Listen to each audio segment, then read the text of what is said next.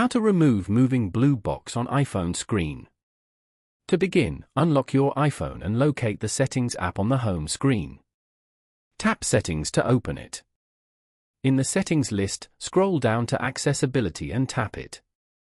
Find Switch Control in the Physical and Motor section and tap it. On the Switch Control screen, look at the main toggle at the top. Tap the switch next to Switch Control to turn it off. As soon as it is off, the moving blue box that scans items on the screen disappears. This blue highlight is the scanning cursor used by Switch Control, and it can be enabled by mistake. If the highlight persists, wait a second for scanning to stop and confirm the toggle is off. Now swipe up to return to the home screen and verify the blue box no longer moves around icons. Open another app to confirm the highlight does not appear there either. Following these steps, you can easily remove the moving blue box on iPhone.